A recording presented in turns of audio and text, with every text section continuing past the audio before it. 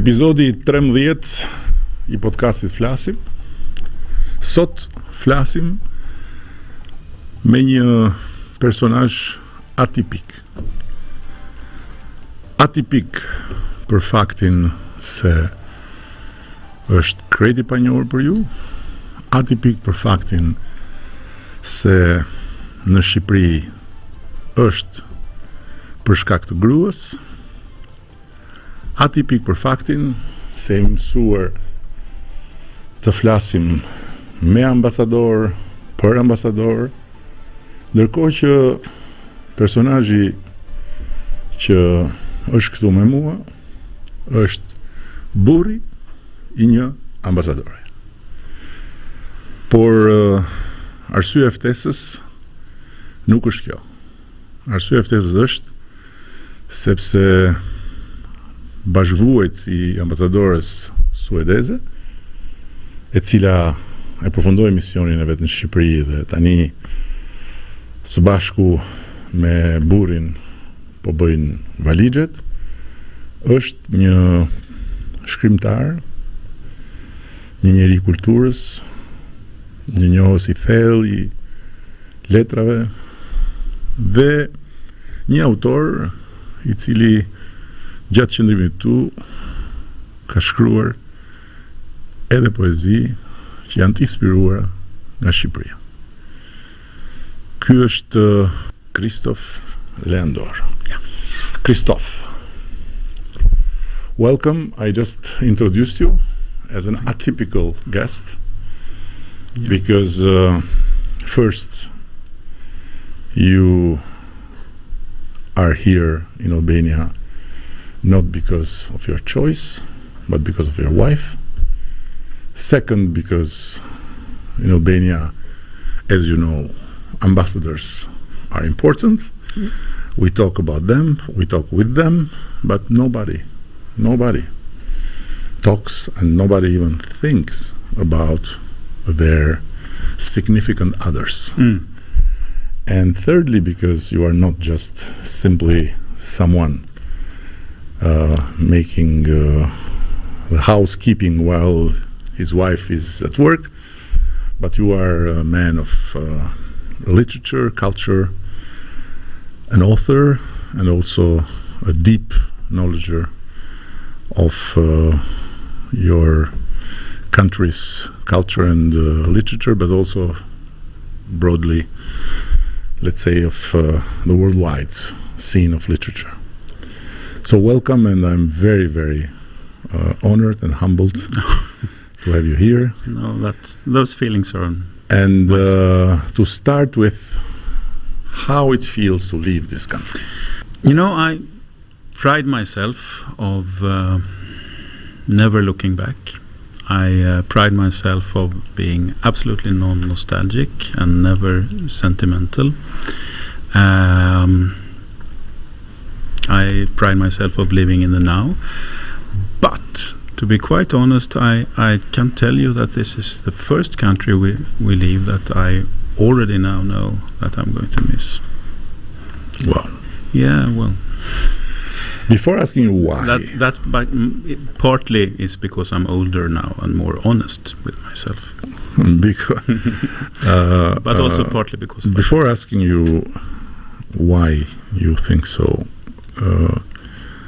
I want to ask you to elaborate a bit on non-sentimental, because if I would have the stereotype of a Nordic, I would say, okay, they are cold people. But I know, because I'm in a certain age and I was blessed in my life to know incredible people, amazing people, before and also after I got this job, and because of the job I could make a life full of welcoming surprises in terms of people, also bad surprises, but this is another thing. And based on the Nordic people I know, I would never say that they are cold people. So what does it mean, non-sentimental? It means and not dwelling on what has been or what could have been or what should have been, but concentrating on what actually is, I guess. It's something I have partly developed as an ideal, as through the little Buddhism I've tried to practice through life, but it's also in my nature, I think. I just don't look back so much. I think it's more interesting to be. Is it fair to say that when one contemplates the Swedish, let's say, cinema, Yeah. which is what I know the most, Yeah. because Swedish literature I'm a clear ignorant, but Swedish cinema especially, but also Swedish art somehow, there is a deep sentimentality about what has been, about what has passed, about the very notion of time that is like extended and stretched beyond any capacity for Mediterranean people or Latinos to just cope with it, like living every breath and like suffering from every breath that is going away. Is it fair to say, or you don't think so?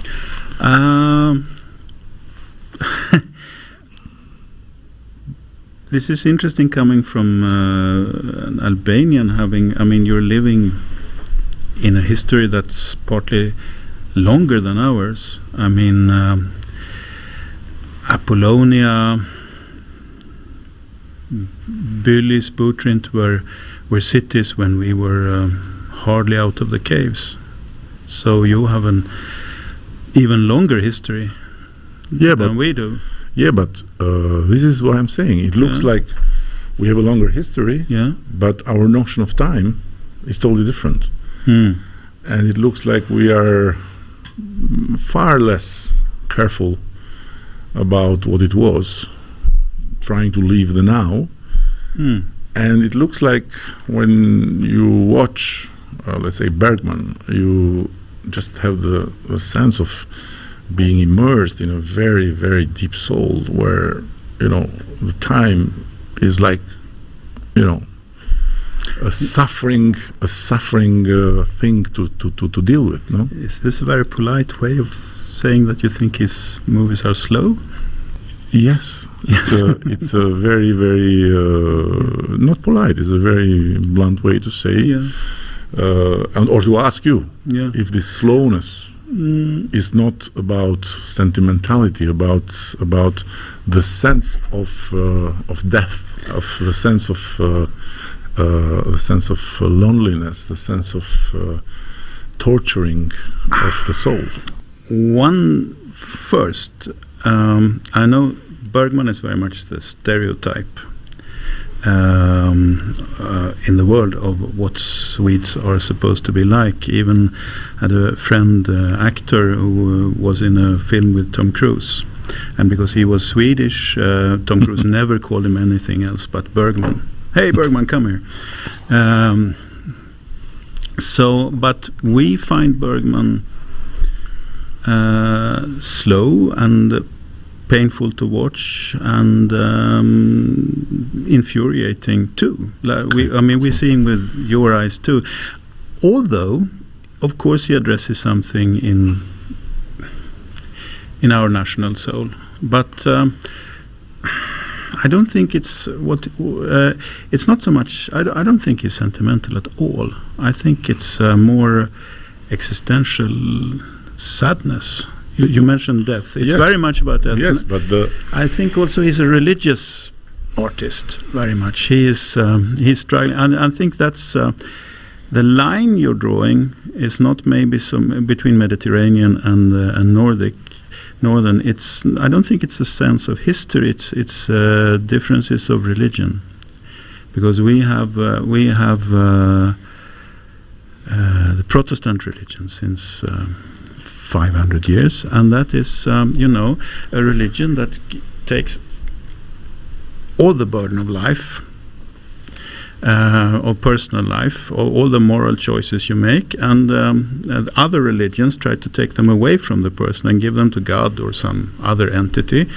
Protestantism does the opposite. It gives it back to the individual and says, yes, boom, here's the burden of all the choices you made, live with it. You are responsible, so we are free. So you politely told me that I have a stereotype. Yes, of Bergman, which is not the Bergman you watch. Yeah, but we build our world with stereotypes. But we both, you say, have in common that we can't stand peacefully or graciously his magnificent films. Well, let's go back to the more trivial questions then, because Bergman it's a big risk to keep us here for days. He kept the whole of Sweden in 50 years. I told you a story that when Rudy Giuliani tried to impose rule of law in New York, and a friend of mine was caught in some wrong parking for the third time, he was used to pay, and then they said, no, you are doing this for the third time, so you have to come to the police station. And he went to the police station, and then they put him in a dark box in a dark room and watching Bergman with no audio. You can imagine. And he said, since I passed through it, I never parked wrongly again. Wow. Because I didn't want to have to go back to this torture. So have you considered using that here? What did you know about Albania when your wife came home and said, Christoph, the new assignment is Albania? I knew nothing. Well, I knew, and I had only to keep this game of ping pong of stereotypes. I had only the foggy notion that Albania once was the North Korea of Europe, and that had changed, but I didn't know in which or what direction. But this is how my life has been. This was the third country I moved to without ever having been to or having any previous relationship with. So, but I did what I do. When this situation happens, I went to the Stockholm Municipal Library and borrowed everything. You knew Ismail Kadare before, or you got to know him after? The very honest answer is I only knew his name. I had never read. I don't think I'd ever read anything written by an Albanian before. Now I'm an encyclopedia. So you went to the library, you got your books. Yeah. And then you arrived. How was the first impact? How much it matched your expectation? The real country. You landed in Tirana. You went through the way. You arrive at your villa, and then you get in the balcony. You see around. Was it what you were expecting? The first impact? Well, there was heat. That was much hotter than I expected. I theoretically knew that this was a Mediterranean country, but I still had it filed away in my hard disk up here as a Balkan country. Which so the first lesson was, and that goes profound. That goes both as weather goes and as mentality and behavior goes. Albania is a Mediterranean country, not a Balkan country, per se. So that was, and the other thing, of course, was you know where I live in Rolling Hills and what I have outside my balcony. I have Dajtit. So this was the greatest first impact, the mountains.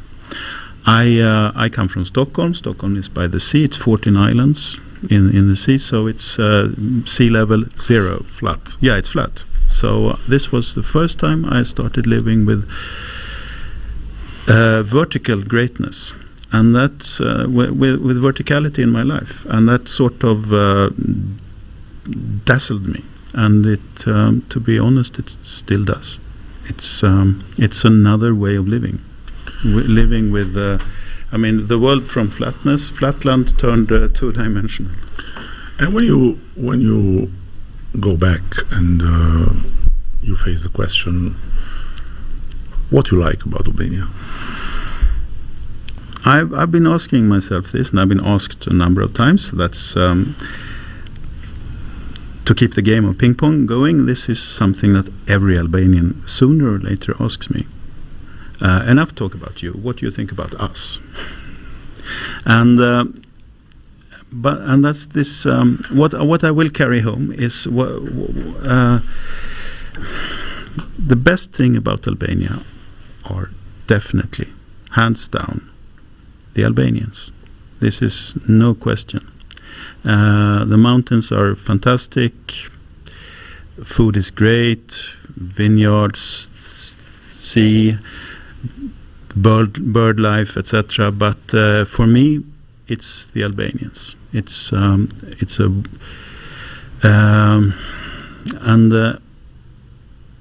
this always very often surprises Albanians. You are a warm-hearted people.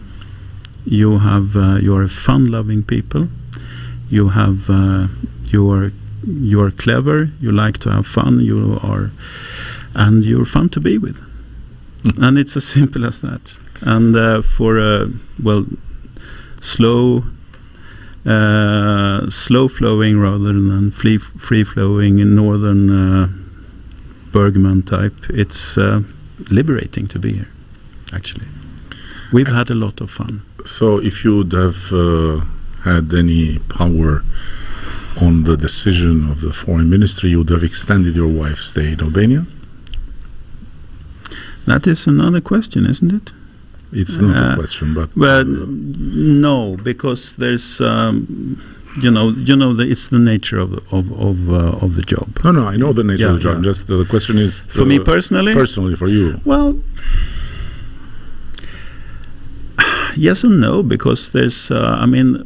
This is also something I've learned over time, that things are not always being better by being prolonged. If you can't prolong them forever, it's you have to carry. You can carry one memory.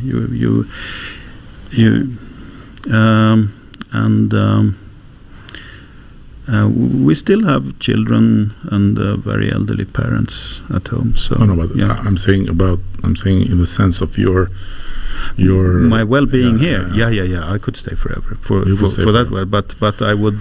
But I could at the same time not, because I'm a Stockholmer. I told you. I guess I told you this. My first impact. My first boom with Swedish people in a lift in Paris. Yeah. I don't remember if I told you. I was at the Cité des Arts, and I take the lift, and the lift is going down, and I'm with a beautiful girl, and didn't know her, so just hello. The lift opens, and I say politely, please.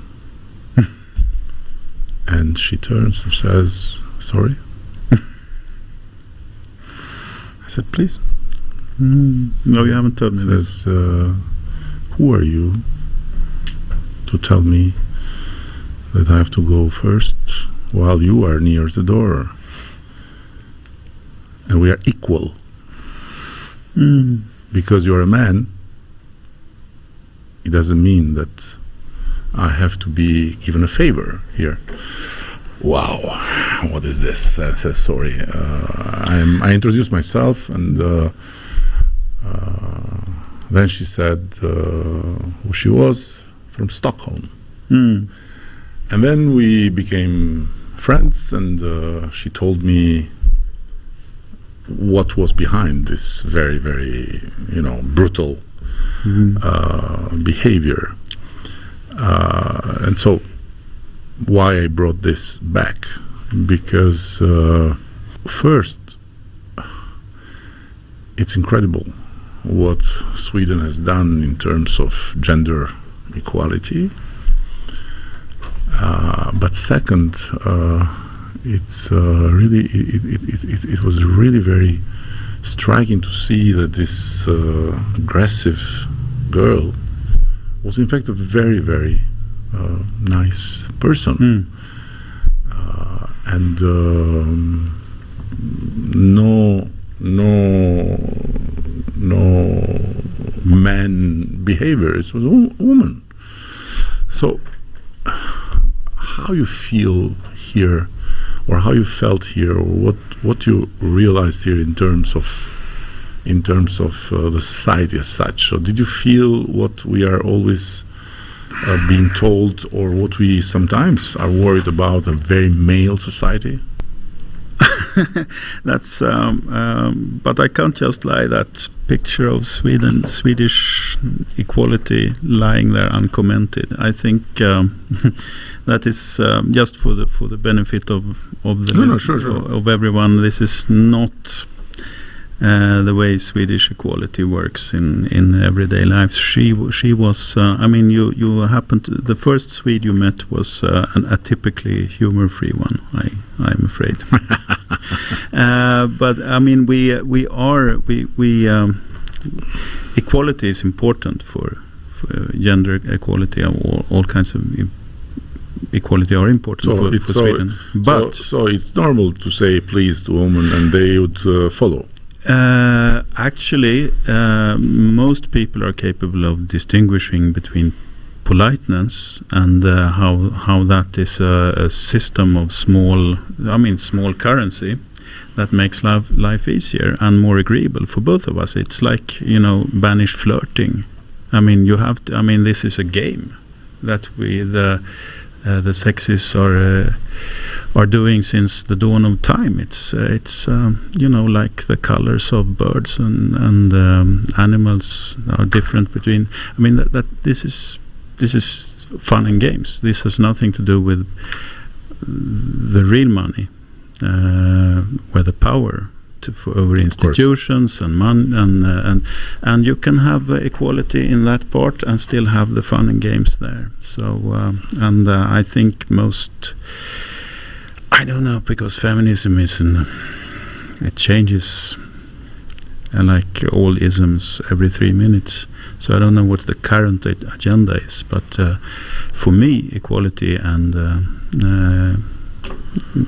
can be achieved, and you still take out the chairs of your lady. But how you came to this as a society? Because in a certain way, Sweden and maybe all the Nordic countries were kind of avant-garde in that, no? In the European context. So, from where it comes from? Because I would connect there with filmography.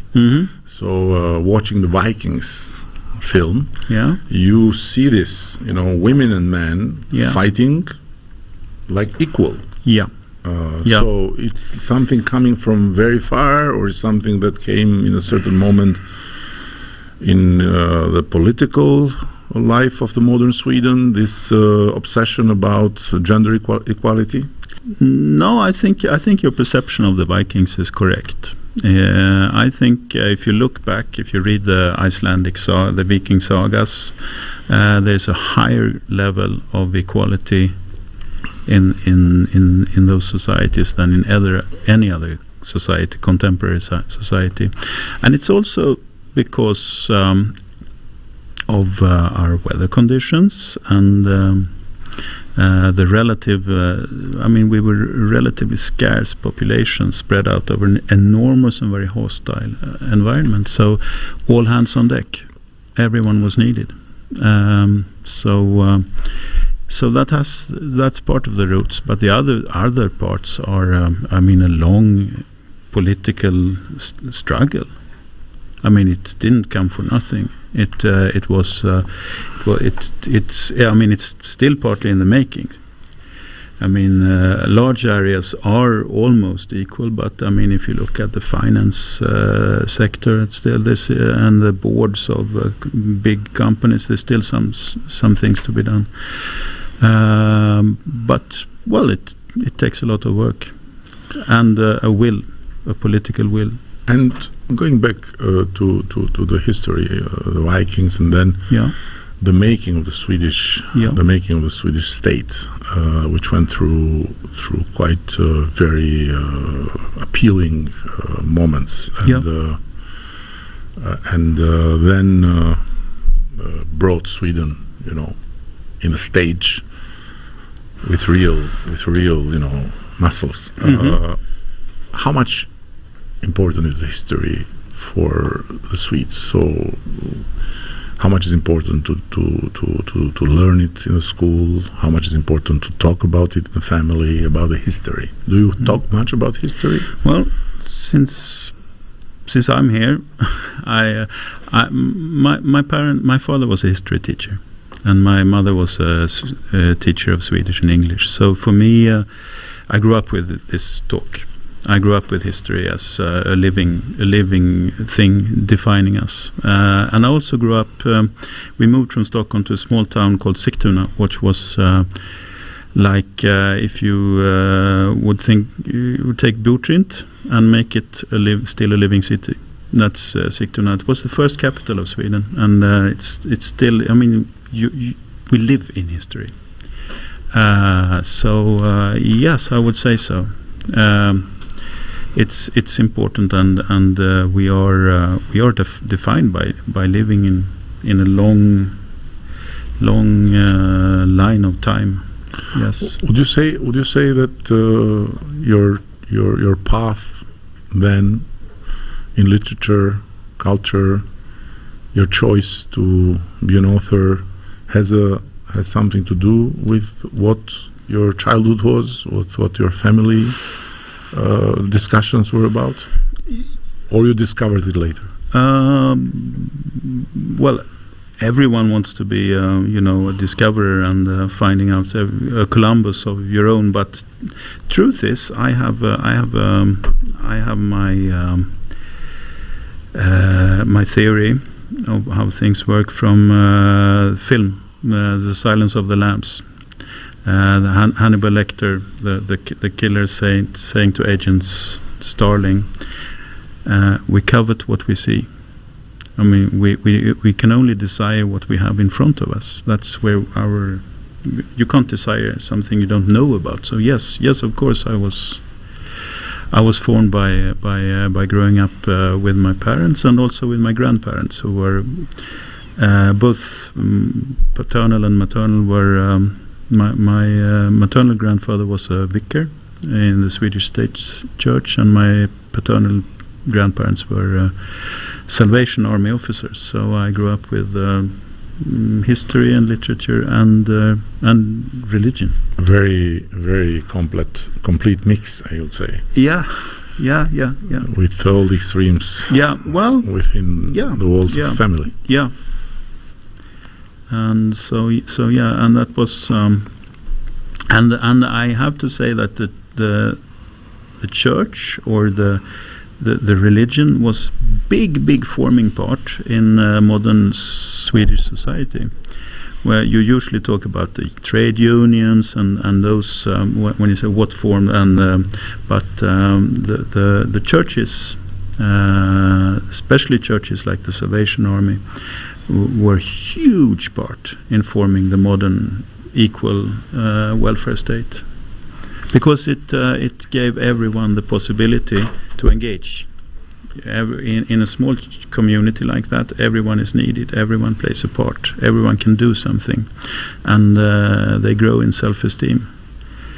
It's not like a boss tells you what to do, but and also this terrible thing that comes out so terrible in the Bergman films, this burden of personal responsibility for your life, for the mess you made of your life.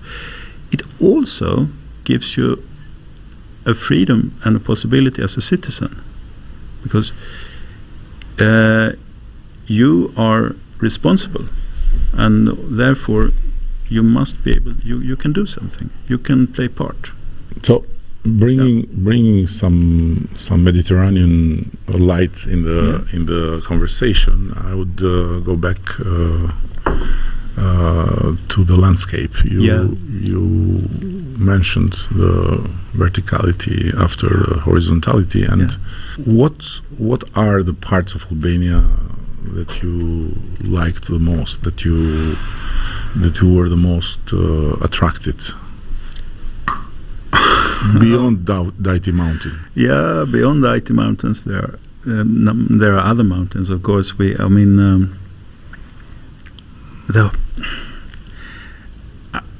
I come from a country of old mountains that are rounded and grey and like this. Yes. I mean, Albania is just happening. Geologically speaking, you are still being molded.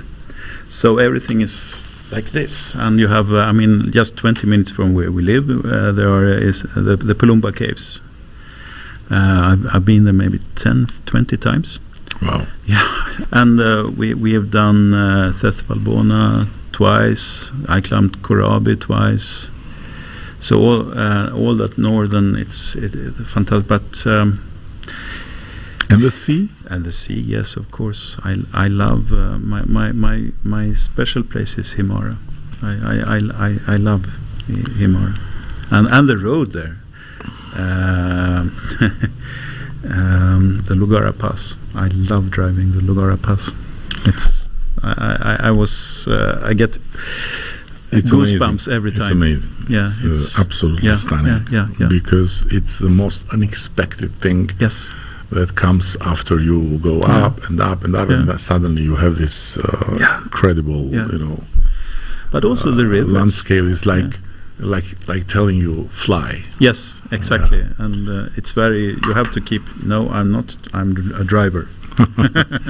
And without wanting to intrude, but would be great if you can share here with whomever follows us now one of your poems.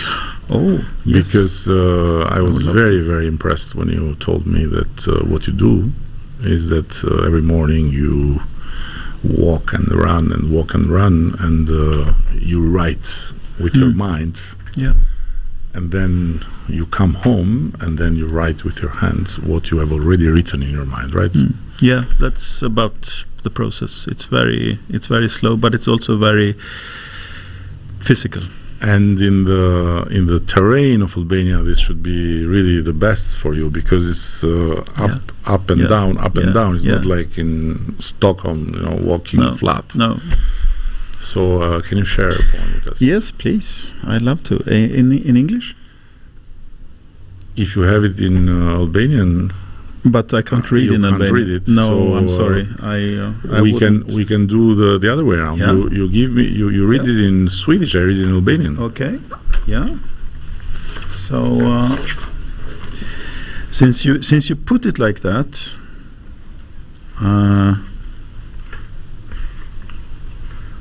we will do a walking poem. Good. This one, number 8. Jag tycker bäst om vägen som är tom. Vägen upp på berget, vägen jag tar. Tidigt tar jag vägen upp på berget. Berget hinner före upp på berget. Solen lyser under jorden var natt. Det är jag som får solen att gå upp. Jag tar med mig solen upp på berget. Jag tar solen på bryggen och går upp.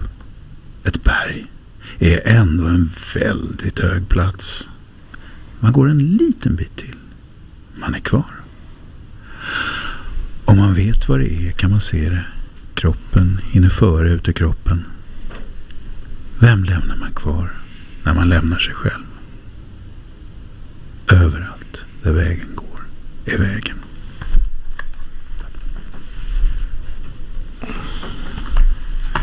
Now I'll read with the apology that I can't be so musical, but I'll try. Udha e shkret më tërheq më shumë, udha për pjet malit, ajo që marr unë. Herët mëngjes nisëm përpjet, mali më kalon dhe ngjitet I pari. Çdo natë dielli ndriçon nën tokë. Jam unë ai që e nxjerr sa ndemi. E marr me vete përpjet malin, e ngarkoj mbi shtëpinë dhe dal. Mali është prapse prap shumë I lartë, ecën nga pak, mbetesh nga pak. Kur di çfarë kërkon, arrin ta shohësh, trupi më kalon dhe del I pari. Kush mbetet mbasi ke lëshuar veten? Udha është kudo ku ka udhë. I hope it makes sense for our followers. I think it does. I must just add that was the translation of the remarkable Entela Tobacco. It's it's good. It's very good. So to keep going a bit with books, Nobel Prize and Ibrahimovic are the two things that connect the very common idea of Sweden about whole people. I guess that there are very few that don't know that Nobel Prize and Sweden are the same thing. I would like to have a vested interest question as an Albanian about it, and then a broader question about the disputes lately on the Nobel Prize. But the vested interest question is about Ismail Kadare. He was for a long time around the trophy, the award, the prize. Never happened. But the question is, assuming that you know basically all the Nobelists, literature Nobelists, how you see his literature in that category. And on the other hand, do you think the Nobel Prize has been also unfair to writers that could have deserved it? I think so, right? Oh yes, without doubt, without doubt. Maybe we should share now with the listeners that the fact that I was a part of the Nobel Prize committee, so that's why I know something about this. So I was part of the process, and yes, of course, it's. For one thing, we both know as artists and writers that you can't have a contest in art. I mean, there is no absolute. It's not like who runs the fastest, who writes the best novel, who score paints more goals. Yeah. It doesn't work like that. It's a matter of. It's up to here. It's a matter of handicraft, knowledge, artisanship. But for the rest, it's a matter of time. What the time wants, what and what is fashionable, and what other people like, and what you're able to communicate, or what you have within you, and that's a subjective question. You can't just vote on it. So it's of course it's unfair, and the list of worthy writers and geniuses who didn't get it is just increasing over time. But it's naturally bigger than them who got it, because yeah. But also, to just quote like Marcel Proust, James Joyce, Virginia Woolf. I mean, they have D.H. Lawrence. You have 4 just out of the hat. Franz Kafka. Who didn't get it? But still, it's given every year, and I think the reason I accepted to be on the committee were that I realized that once a year, literature is in the news. Once a year. All the television channels take their equipment and goes into a bookstore and asks people, what do you think about this writer? And so once a year the world cares, and the Nobel Prize was being threatened by the previous scandals in Swedish Academy and etc., and so forth. So this was a chance to redemption, and they asked me to be part of that committee, and I thought, okay, let's do it. And also a little bit of curiosity, because this, I mean, all my life the Nobel Prize has been a big thing, and this was a chance to, you know, You see it from inside. get behind the scenes, Yes. where everyone wants to be. Yes. Yeah, behind the stage. Yeah. And it was an interesting place. But back to do I consider Ismail Kadare to be among the worthy? Yes, without doubt. It's an extremely important authorship. And also the fact is, I think it's kind of embarrassing that this language hasn't had a Nobel Prize yet. I think if I would have been God, the God of literature, I would have come down from my cloud in the 60s, maybe 50s, and given it to Lascaux Sporadets. Yeah, another amazing guy. For me, he's the little I know of your wonderful and difficult language. He's the king of Albanian language. Amazing. Yes, but Kadare, yes, without doubt. But it didn't happen when it should have happened, and I don't know why, because I wasn't there then, and it should have happened. The logical moment to give Kadare the prize, of course, would have been in 1991, when it was. It would have mattered the most to the whole country and the development of the country to have that being the focus of the world like that. There are so many things I would like to discuss with you, but of course we don't have the time Bergman had, so we have a shorter time. I would go towards the conclusion by going back again to where we are. Yeah. And this is a question that I don't take politeness as an answer. Okay. What you dislike most about Albania? Okay. Well, that's a hard one to answer politely. No, politely you can say I like everything. I try to be polite. I think I can give a polite and honest answer. I think what I dislike the most about Albania,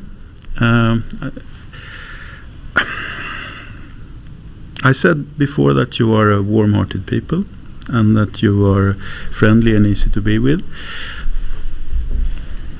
I get the impression you are more friendly to foreigners, and that I get to see the sunny side of you, that you are not so friendly, you are not to each other. Yeah. And I've come to dislike that. I also think that the biggest problem in the Albanian society right now is a lack of trust on all levels, between individuals, between parts of society, from the individual to institutions and society, and from institutions to individuals.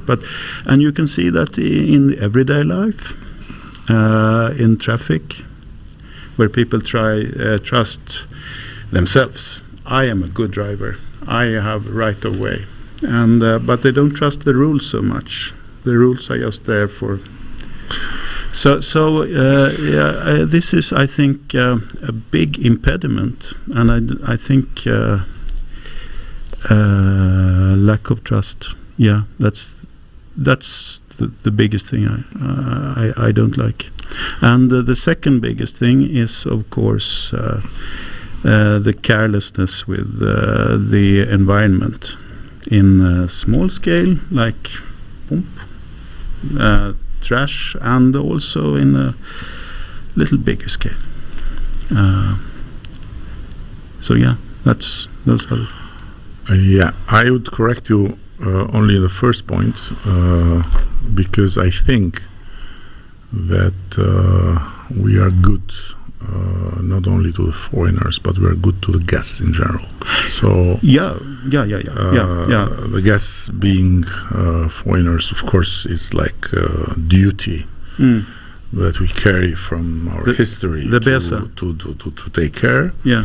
But also the guests that we invite, we are good to them, and so it's very, very much in our DNA. But otherwise, I fully agree with you that we are not really very much, aligned with Jesus. We are much more aligned with St. Thomas. If we don't touch, we don't believe. So there is no question. And we fall a lot for conspiracy theories, absolutely. for doubts, But I think it's also the big play of history again in our heads, and of one of its most darkest parts, which was totalitarian regime, where practically the notion of the other was killed. So the other didn't exist. It was just we and them were the enemies, and we had to be just one and the same. So whomever would have a distinguished sign, starting from the hairs being longer, or starting from something out of his mouth, it would be immediately them, and would have to be screwed. But yes, the environment is another story, which has again to do with our tradition, because we are very good at home. I think Albanians are very, very much, in general, people that care a lot about the home, to be clean, to be good, to be. But outside, when it's a public space, we have still a lot to learn with ourselves, and we have still a long way to go back to the sense of belonging to the public space. It's improving. It's improving. But still, because again, during communism, everything was ours, nothing was mine. And we went to the other extreme of the pendulum. Everything that is mine counts, but everything that is not mine, I don't care. It's slowly coming back to a certain equilibrium, but slowly. And yes, the rules, we love the rules, but not when it comes to our own selves. No, exactly. So rule of law, yes, but I'm above the law. Exactly. So this is, or I want to be, or I wish I would be, or, So this is true. And the very last thing, I hope I'm not exaggerating with my demands, but the very last thing is, one, what would you say to a young Albanian today, without lecturing, but just out of your very genuine experience with Albanians and Albania? And twice to close with a poem. Yes, I'm happy to close. Okay, to young Albanian. Okay, I would say don't leave Albanian to others. Stay and take part. Take part on a small level, on a big level. Be part of to build this country. Take part in civil society. Be part in, whether it's a political party or a chess club or a football, whatever, but be part, form society small. You have to, because you had this long history of communism with the super society being a threat. You have to build the civil society. That's ultra important on all levels, small and big, and take public life, take part in public life, and don't think that you don't have that you can change anything, because society is all of us, and this goes for Albania as well as any other country. Society is the sum of the people in a society, and it's therefore you are important. I wished you would add also that that the grass of the neighbor is not really more green as it looks when you are watching it from your home, because all the young people, even in Sweden or even in the best country in the world, have their own challenges and problems, This is true, but this is also something you can't say as a 60-year-old privileged foreigner that the grass is not greener, because you have to find that out for yourself, and truth be told, sometimes it is greener on the other side, and you go there and you eat it and you say, but I still like my home grass better. But you have to make that your discovery for yourself. And I don't think that going abroad, I think a lot of the best things we have encountered in Albania, restaurants and guest house institutions and things, are part of the experience made abroad. Yes, exactly. And that's go abroad. Do like the Vikings did. We went abroad, we took what we liked, and we went home with it. Exactly. So that's the way you do it. Now it's complete. It's complete. Yeah. The poem. Yes. It's your last. This was your first talking to Albanians, and this is your last word to Albania. Okay. So then I'll talk about a little bit more about how we moved here just a couple of weeks before the earthquake. So staying here was, living with a verticality that was also a threat a little bit, and so this one and also about being a stranger. Lika ljudlöst som ett jordskalv börjar faller bergets sista löv. Fågel eller fisk, här uppe är båda av sten. Det var länge sedan jag deltog i ett samtal där jag förstod allt som sades. Främmande som en människa inför ett berg, en främling inför sina egna fingrar, sin egen handflatas gäst. Självförbränning förekommer inte här. Varken berg eller manuskript brinner. Minnet är det första som släpper en fri. Handen i spegeln är på väg åt fel håll. Jag vänder andra kinden till. Sitt eget ansikte får ingen se. Från Skärseldsberget hörs ett dånande jubel var gång en själ stiger fri. Sounds so great. Siç nis tërmeti pas zë, ashtu i bie malit gjetja e fundit. Zoga peshk, këtu lart dy janë prej guri. Nuk di kur ku vendova sfundmi dhe i kuptova të gjitha fjalët. I huaj si njeri para malit. I huaj para gishtave të vet, bujtës në plëm të vet. Këtu nuk ka vet djegi as malet as do shkrimet nuk digjen, kujtesa është e para që të shliron. Dorën pas qyrë merkaun e gabuar, unë kthej faqen tjetër, askush nuk e sheh fytyrën e vet. Nga mali i purgatorit dëgjohen mbrojtje, sa herë një shpirt shlirohet dhe ngjitet. So much, thank you. Again, the book for you. Ky ishte Kristof Leandor, i ftuari atipik i këtij podcasti, një suedez në Tiranë, i cili përpara se sa të largohej pati mirësinë që të ndaj me mua dhe me ju që na ndiqni këtë hapësirë.